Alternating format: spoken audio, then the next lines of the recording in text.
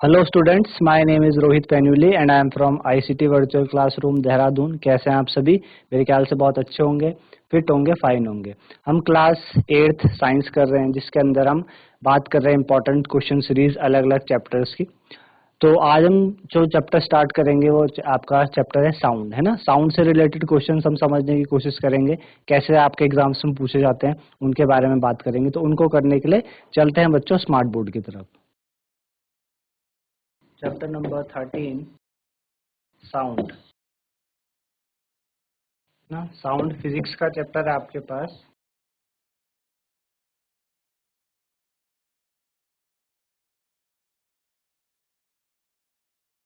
तो पहला क्वेश्चन है, व्हाट डस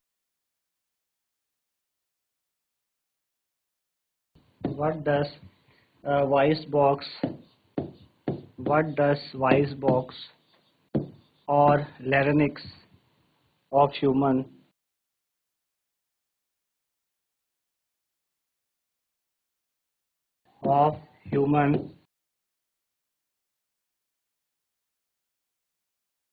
प्रोड्यूस, है ना। जो हमारा वॉइस बॉक्स है उससे क्या प्रोड्यूस होती है, ठीक है ना। तो आप देखते हो उससे क्या प्रोड्यूस होती है, साउंड प्रोड्यूस होती है। उसी के कारण हम बात कर पाते हैं एक दूसरे से, कम्युनिकेट कर पाते हैं एक दूसरे से। तो हमारे वॉइस बॉक्स से क्या प्रोड्यूस होती है, साउंड प्रोड्यूस होती है, ठीक है ना। चलिए आगे बढ़े। Next question, question number 2, in which medium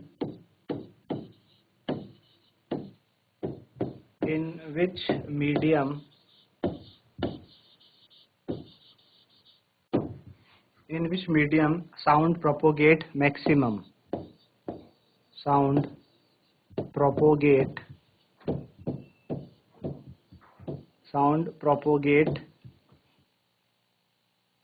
the maximum,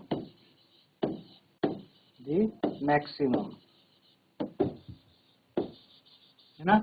किस मीडियम में जो साउंड है सबसे ज्यादा प्रोपोगेट होती है, प्रोपोगेट यानी किस मीडियम में सबसे ज्यादा ट्रेवल करती है ना। तो हमने चैप्टर में भी पढ़ा था कि साउंड जो सबसे ज्यादा है किस मीडियम में, सॉलिड मीडियम में सबसे ज्यादा प्रोपोगेट करती है ना। फॉर एग्जाम्पल हमने कहा था कि आप एक डेस्क, आपके स्कूल डेस्क में आप बैठते हैं, आप उस स्कूल डेस्क के नीचे आप एक अपना कान लगा लीजिए और ऊपर से आप उसमें क्या करते हैं, उसको हिट करते हैं कोई दूसरा बच्चा, तो आपको क्लियरली आपको सुनाई देती है। लेकिन वाटर में जब हम होते हैं, वाटर में अगर हम स्प्लैश करेंगे और हम वाटर के अंदर है, तो हमको आवाज उस उतनी इंटेंसिटी से नहीं आ पाएगी, इतनी साउंड में आएगी। और गैस वाले में तो और ही कम इंटेंसिटी से आती है। तो सबसे ज्यादा जो साउंड प्रोपोगेट करती है वो किस मीडियम में करती है, सॉलिड मीडियम में, ठीक है ना। सॉलिड मीडियम में सबसे ज्यादा साउंड क्या करती है, प्रोपोगेट करती है। चलिए क्वेश्चन नंबर 3 है, question number 3, name the what is vibration, what is vibration, ठीक है। व्हाट इज वाइब्रेशन, वाइब्रेशन क्या होती है। तो वाइब्रेशन आप समझते हैं कि जैसे सपोज आपके मोबाइल में भी, या आप देखते हैं आपके पेरेंट्स, आपके घरों में मोबाइल होता है, तो मोबाइल में अगर आप वाइब्रेट मोड कर रहे हो और किसी की कॉल आती है, तो आप देखते हैं कि आपका जो फोन है वो क्या होता है, आपका बैक एंड फोर्थ करता है, आगे पीछे मोशन करता है ना। तो वाइब्रेशन जो होता है वो बैक एंड फोर्थ मोशन होता है, उसको हम क्या कहते हैं, आपका वाइब्रेशन कहते हैं, back and fourth motion of an object, ठीक है ना। Back and fourth motion of an object,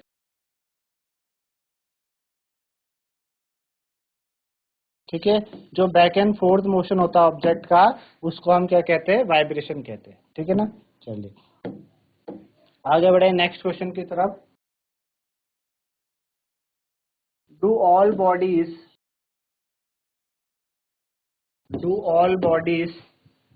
produce sound, do all bodies produce sound, है ना। क्या जितनी बॉडीज है वो क्या करती है, साउंड को प्रोड्यूस करती हैं। तो ऐसा नहीं है, सारी की सारी बॉडी साउंड को प्रोड्यूस नहीं करती, है ना। तो इसका आंसर हो जाएगा आपका no, all bodies does not produce sound. Next है आपके पास, है ना, how is sound produce, how is sound produce.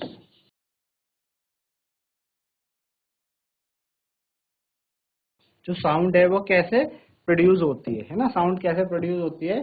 तो साउंड कैसे प्रोड्यूस होती है, वाइब्रेटिंग बॉडीज, जब बॉडीज वाइब्रेट करती हैं तो क्या होती है, साउंड प्रोड्यूस करती है ना, by vibrating bodies,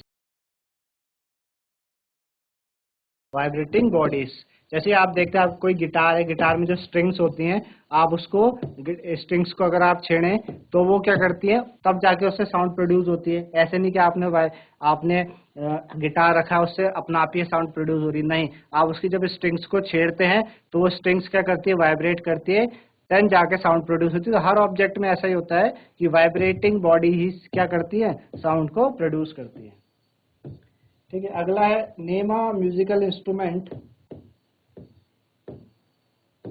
name a musical instrument, musical instrument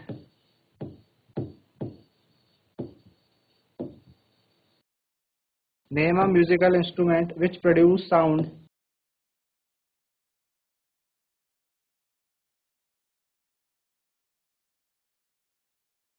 which produce sound by allowing sorry by blowing air into it, by blowing air into it। ठीक है ना, क्या होता है कि कौन सा ऐसा म्यूजिकल इंस्ट्रूमेंट है, जब आप उसमें एयर को ब्लो करते हो, सांस आप एयर को ब्लो करते हो तो उससे साउंड प्रोड्यूस होती है। तो फ्लूट होता है, बांसुरी, बांसुरी को आप ऐसे बजाते हैं, है ना, तो फ्लूट जो होती है, बांसुरी, वही उस म्यूजिकल इंस्ट्रूमेंट है जो इस तरीके से काम करता है। ठीक है ना, चलिए आगे बढ़े। What is the unit of frequency, what is the unit of frequency.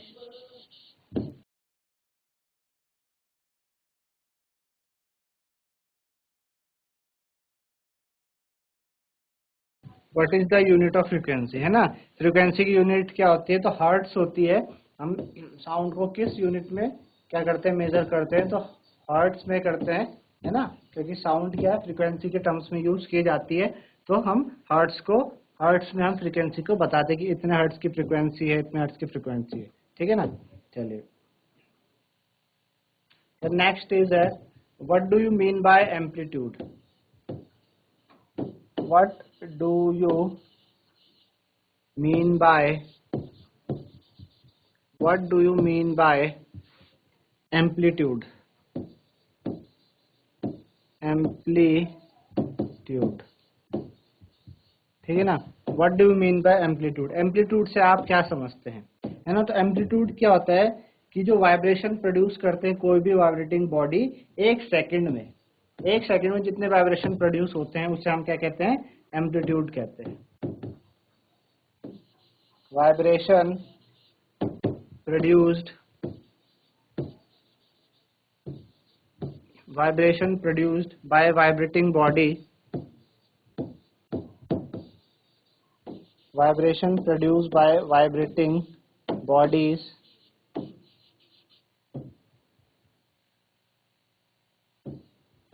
in 1 second, in 1 second, एक सेकंड में जितना वाइब्रेशन कोई बॉडी प्रोड्यूस कर सके वो उसका क्या कहलाता है, एम्पलीट्यूड कहलाता है। ठीक है, नेक्स्ट है, what is the maximum displacement, what is the maximum, what is the maximum displacement of an oscillating body,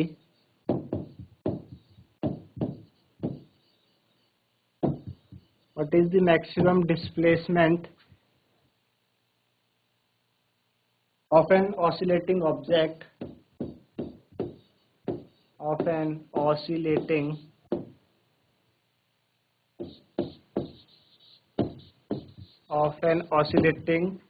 object is called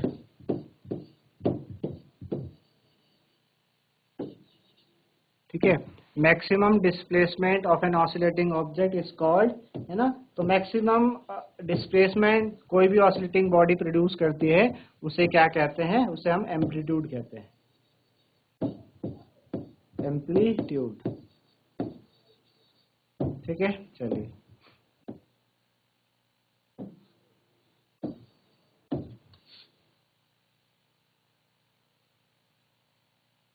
what is the unit of loudness, what is the unit of loudness,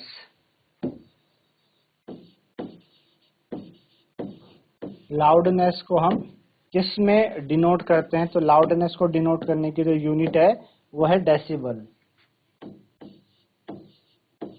decibel है, decibel. कैसे लिखते हैं इसको, small D और capital B, decibel. तो loudness को decibel में denote किया जाता है। What is Audible sound, what is Audible, what is Audible sound. ठीक है, ऑडिबल साउंड क्या होती है, तो ऑडिबल साउंड जो ह्यूमंस क्या करते हैं, ऑडिबल समझते हैं आप, ऑडिबल जो हमको इजीली क्या करे, सुनाई दे पाए, उसे ऑडिबल कहते हैं। तो ऑडिबल की जो साउंड है वो उसकी फ्रीक्वेंसी आपकी फ्रीक्वेंसी होती है बिटवीन 20 हर्ट्ज से लेके 20 हर्ट्ज टू 20,000 हर्ट्ज। ठीक है, 20 हर्ट्ज से लेके 20,000 हर्ट्ज तक की जो फ्रीक्वेंसी होगी उसकी जो हमें साउंड है वो हमें सुनाई देगी। इससे ज़्यादा हमें नहीं सुनाई देती और इससे कम भी हमें नहीं सुनाई देती। तो ये ऑडिबल रेंज है ना, तो इसको हम सुनाई पाते, इजीली सुन पाते हैं। नेक्स्ट है a simple pendulum, a simple pendulum, a simple pendulum makes 20 oscillation,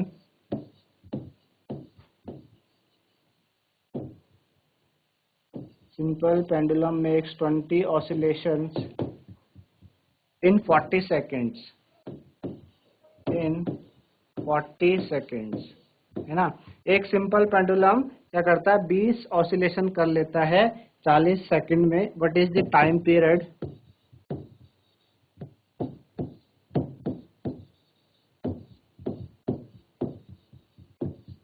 what is the time period, ठीक है, and frequency of its oscillation, and frequency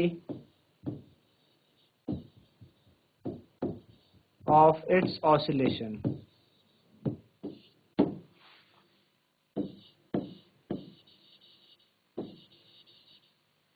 frequency of its oscillation। ठीक है, ये हमें बताना है कि एक सिंपल पेंडुलम क्या करता है, 20 ऑसिलेशन कर पा रहा है 40 सेकंड में, तो हमें बताना है कि टाइम पीरियड क्या होगा उसका, है ना। तो टाइम पीरियड हमें सबसे पहले टाइम पीरियड बताना, फ्रीक्वेंसी बतानी है। तो टाइम पीरियड कैसे निकाला जाता है,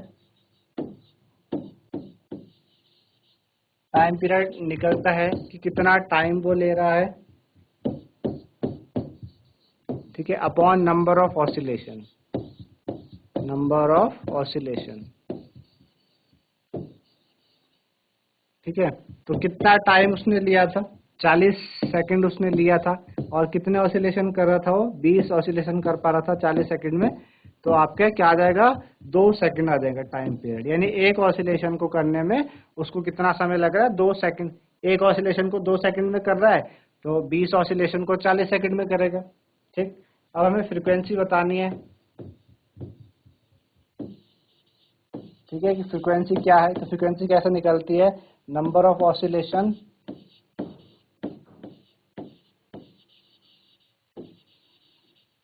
अपॉन टाइम, है ना। फ्रीक्वेंसी की डेफिनेशन ही ये है कि number of oscillation per unit time, unit time में कितने ऑसिलेशन हो पाए वो उसकी फ्रीक्वेंसी कहलाती है। तो कितनी नंबर ऑफ ऑसिलेशन कितने कर रहा है, 20 कर रहा है, और कितने समय में, 40 सेकंड, 40 सेकंड में, है ना। तो 0.5 आ जाएगा आपके पास, 0.5 हर्ट्ज, यानी फ्रीक्वेंसी कितनी है आपकी, ऑसिलेशन की फ्रीक्वेंसी कितनी है, 0.5 हर्ट्ज की फ्रीक्वेंसी से कोई भी वो पेंडुलम है वो 0.5 की फ्रीक्वेंसी से क्या कर पा रहा है, ऑसिलेट कर पा रहा है। आगे बढ़े, नेक्स्ट क्वेश्चन। सोनाली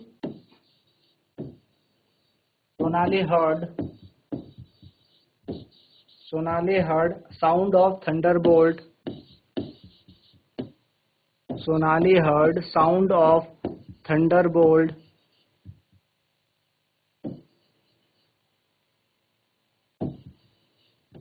ठीक है ना, 5 second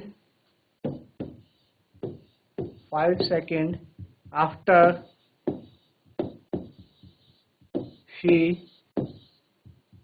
saw flash of lightning.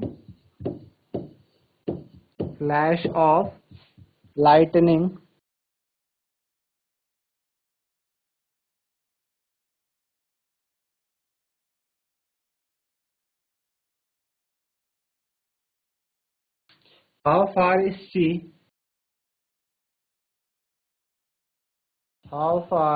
is she from the place where lightning occurs? Where lightning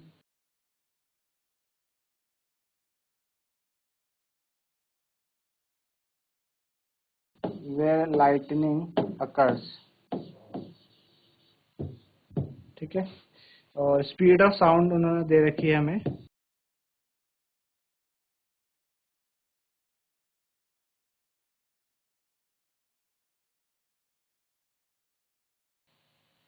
three thirty metre पर second,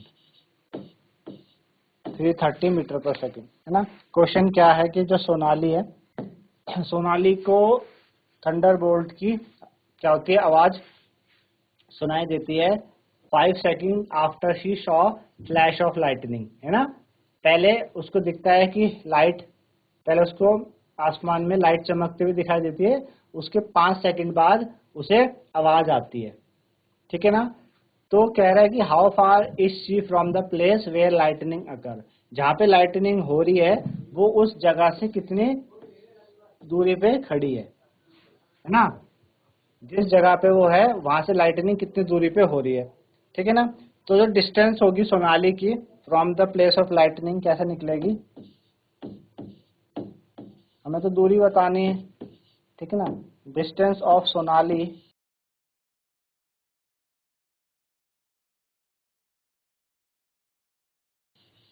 from the place of lightning,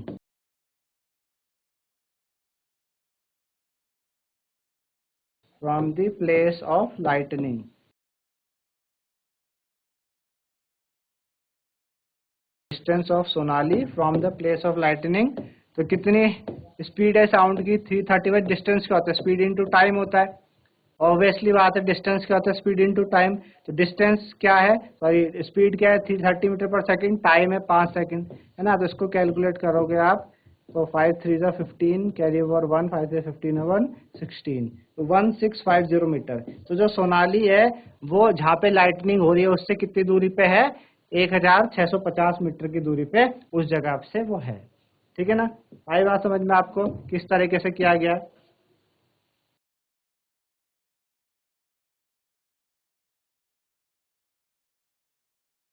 चलिए अगला क्वेश्चन क्या है, two astronauts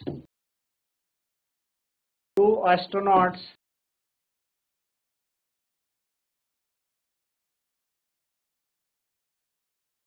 two astronauts are floating close to each other,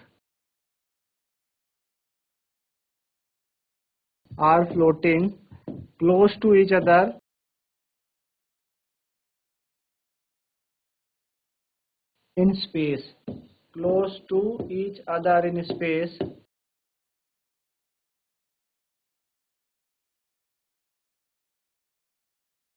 Two astronauts are floating close to each other in space. Can they talk to each other? Can they talk to each other? Can they talk to each other?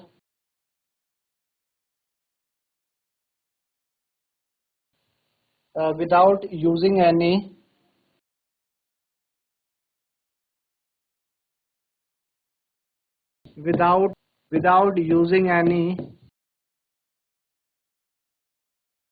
without using any special device.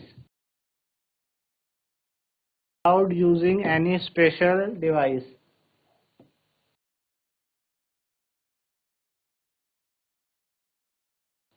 Give a reason.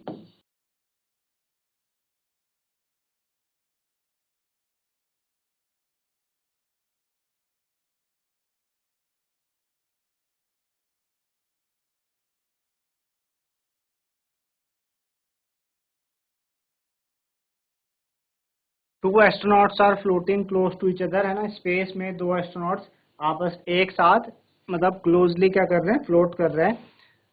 तो कह रहे हैं कि क्या वो एक दूसरे से बात कर पाएंगे बिना किसी स्पेशल डिवाइस के, है ना।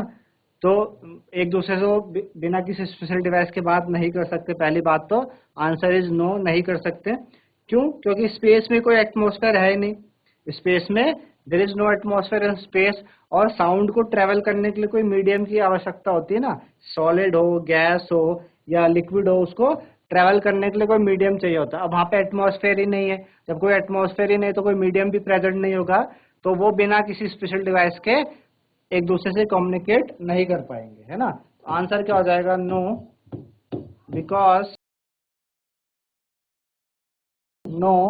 Because in space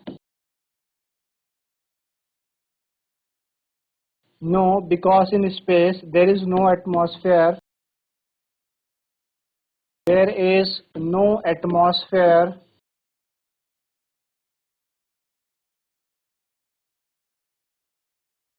Because in space there is no atmosphere and sound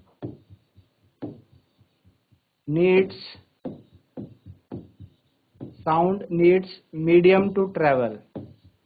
Sound needs medium to travel. Sound को ट्रेवल करने के लिए क्या चाहिए होता है? किसी मीडियम की आवश्यकता होती है। तो इस वजह से ऐसा हो रहा है। चलिए आगे है, what do you mean by what do you mean by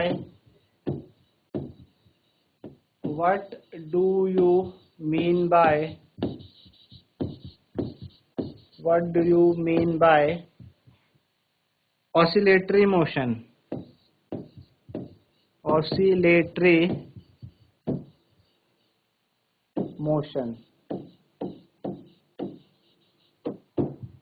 do you mean by oscillatory motion, है ना। oscillatory motion क्या होता है?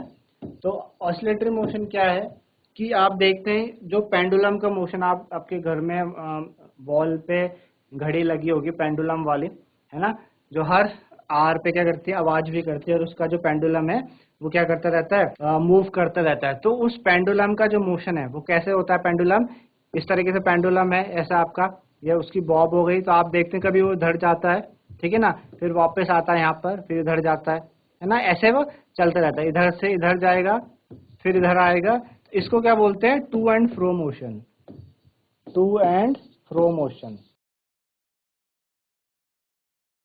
क्या कहते हैं इसको? To and fro motion. तो ये जो टू एंड फ्रो मोशन होता है इसको ही आप क्या कहते हैं? ऑसिलेटरी मोशन कहते हैं ना। To and fro motion object का यही क्या कहलाता है? ये आपका क्या है? वाइब्रेशन कहलाता है। और ये जो मोशन है जब क्या होता है, दोनों डायरेक्शन में होता है मीन पोजीशन से, तो उसे हम ऑसिलेटरी मोशन कहते हैं। ये दोनों डायरेक्शन में हो रहा है ना भाई, बॉडी क्या कर रही है? टू एंड फ्रो मोशन कर रही है। हमने बात की थी कि वाइब्रेशन की बात की थी ऊपर, तो वाइब्रेशन में भी क्या होता है? बैक एंड फोर्थ मोशन होता है। बैक एंड फोर्थ मतलब भी वही है, टू एंड फ्रो। तो बॉब क्या करती है, टू एंड फ्रो मोशन कर रही है। जब वो दोनों तरफ कर रही है, मेन पोजीशन ये वाली क्या होगा इसकी, जो यहाँ पे सेंटर में है ये इसकी मेन पोजीशन है ना। यहाँ से वो क्या कर पा रही है, दोनों तरफ जा रही है। तो मेन पोजीशन से जब दोनों तरफ जाती है वो, तो उस मोशन को हम कहते हैं ऑसिलेटरी मोशन कहते हैं, है ना। ऑसिलेटरी मोशन आप जनरली अपने घरों में देखते हैं, इसको यूज करते पाए होंगे। तो मेरे ख्याल से बात समझ आएगी आपको कि ऑसिलेटरी मोशन एक्चुअल में होता क्या है। चलिए नेक्स्ट क्वेश्चन की तरफ बढ़ते हैं।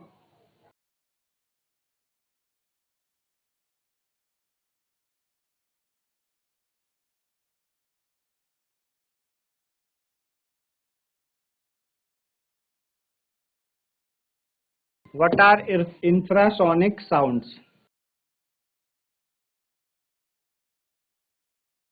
What are infrasonic sounds, है ना। infrasonic sounds क्या होती हैं, infrasonic sounds क्या होती है उसके बारे में हम बताना है। तो infrasonic sounds वो होती है जिनकी फ्रिक्वेंसी 20 हर्ट्ज से भी कम होती है ना। 20 हर्ट्ज से कम वाली जो साउंड्स हैं उनको हम क्या कहते हैं, infrasonic sounds बोलते हैं। sounds which have frequency sounds which have frequency sounds which have frequency lower than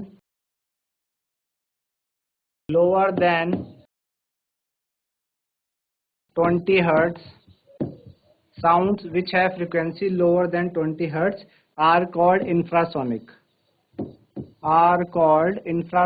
sound। ठीक है ना। इन्हें हम क्या कहते हैं, इंफ्रासोनिक कहते हैं, इंफ्रासोनिक साउंड। आई बात समझ में कि इंफ्रासोनिक साउंड्स क्या होती हैं। ठीक है, चलिए आगे बढ़े। What is the property what is the property what is the property of vibration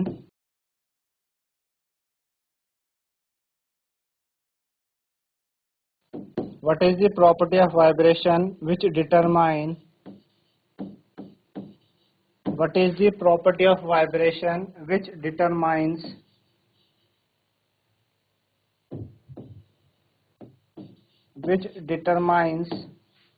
the pitch of the sound, pitch of the sound,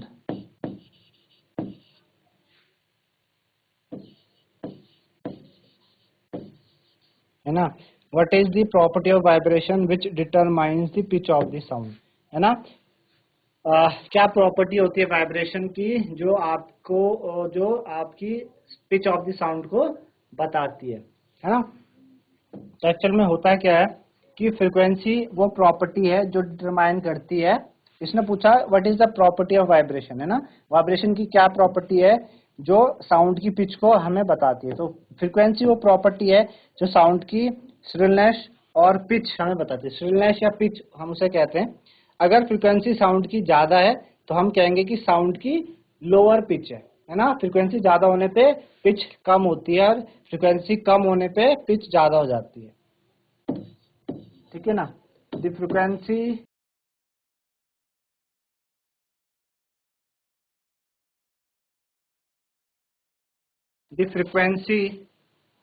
is the property frequency is the property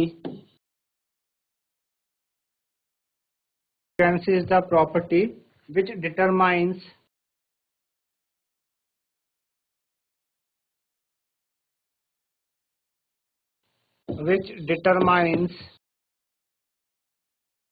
frequency is the property which determines the shrillness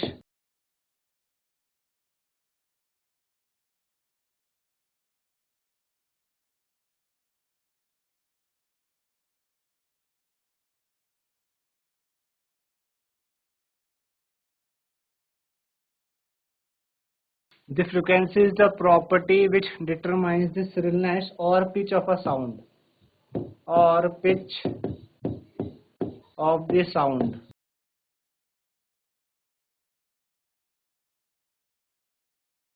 ठीक है, determine the shrillness or pitch of the sound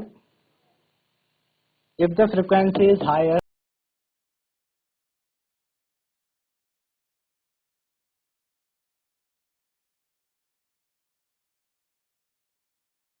the frequency is higher,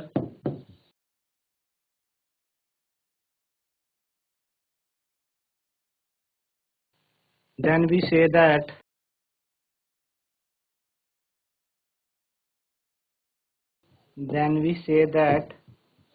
sound has lower pitch. Sound has lower pitch.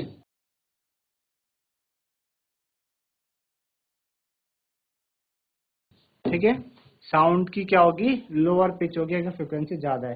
Frequency कम कर दोगे आप तो pitch high चले जाएगी। ठीक है,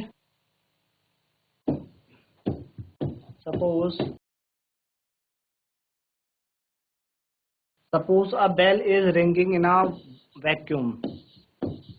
अ bell is ringing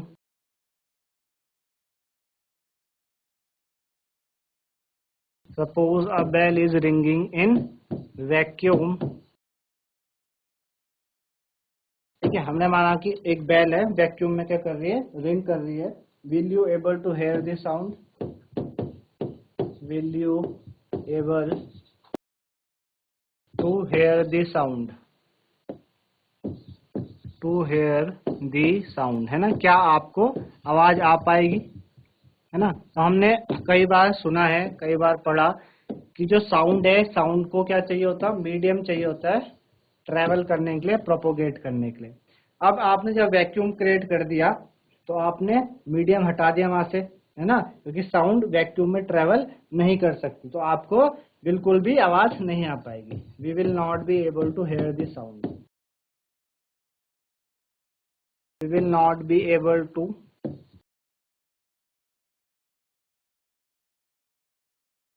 hear the sound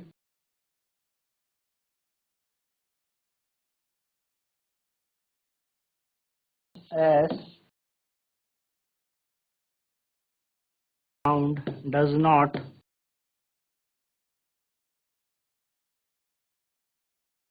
travel in a vacuum, है ना, साउंड आपका वैक्यूम में ट्रैवल नहीं करती, तो इस वजह से आपको आवाज नहीं आ पाएगी। ठीक है, आई बात समझ में? तो ये इसका इस तरीके से आप आंसर लिख सकते हैं। When we speak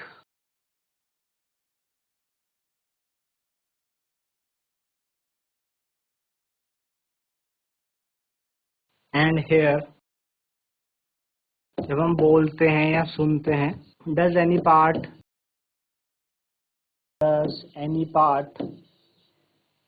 of our body vibrate? Does any part of our body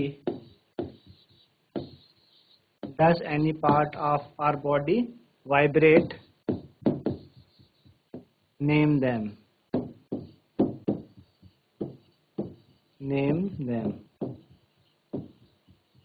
ठीक है, जब हम बोलते हैं या सुनते हैं तो हमारे कोई भी बॉडी पार्ट वाइब्रेट करता है क्या, है ना। तो जब हम स्पीक करते हैं, जब हम बोलते हैं तो वोकल कॉर्ड्स हमारे गले में, क्या वोकल कॉर्ड्स हैं, वो क्या करते हैं, वाइब्रेट करके साउंड प्रोड्यूस करते हैं। जब हम सुनते हैं तो हमारे कान में जो एयर ड्रम्स हैं वो वाइब्रेट करके साउंड को रिसीव करते हैं, है ना। तो यस, है ना, हमारी बॉडी पार्ट क्या करते हैं, मूव करते हैं। When we speak, vocal cords vibrate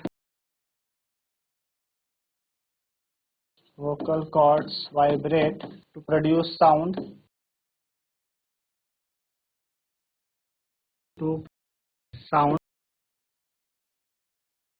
and when we hear eardrums